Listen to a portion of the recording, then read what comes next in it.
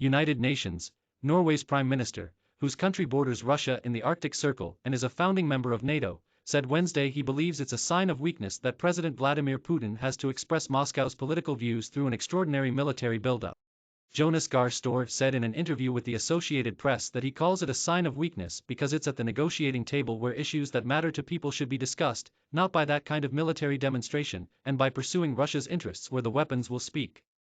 He said he thinks Putin's demand now for guarantees, including that NATO will never admit neighboring Ukraine and other ex-Soviet nations as members, is a result of the loss of post-Cold War communications channels and dialogue that led to differences being settled through negotiations following after Russia's invasion of Ukraine's Crimean Peninsula in 2014.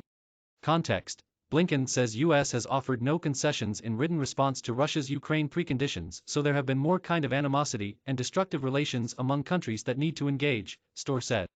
The Kremlin has repeatedly denied it is planning to invade neighboring Ukraine, but the US and its NATO allies are worried about Russia deploying an estimated 100,000 troops near Ukraine and launching a series of sweeping military maneuvers.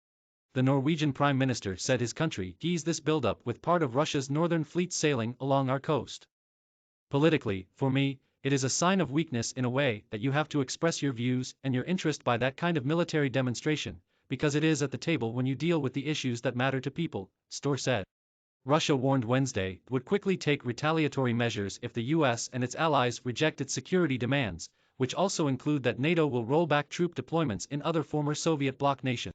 Some demands, like pledging never to admit Ukraine, are non-starters for NATO, creating a seemingly intractable stalemate that many fear can only end in a war.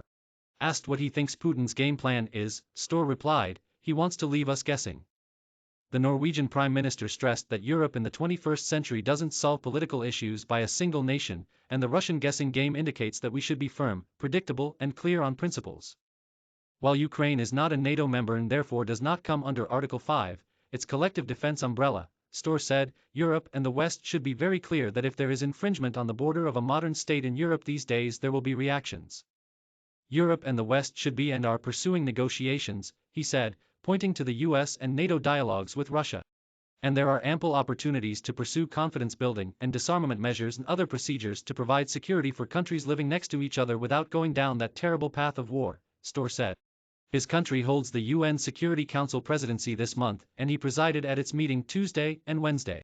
While Norway is a very loyal and active partner in NATO, the Prime Minister said it has been at peace with neighboring Russia for 1,000 years and has a relationship with Moscow to maintain this peaceful relationship, which is a key priority of Norwegian foreign policy. There have been reports that Norway's Nordic neighbors, Sweden and Finland, which are not NATO members, may be interested in joining the alliance. Let that be their free choice, Støre said. Nobody else can come from outside and dictate their choice. I don't see today that enlargement of NATO is on the agenda of NATO, the Norwegian minister said, but it should treat the rising aspirations of democratic states in a decent fashion.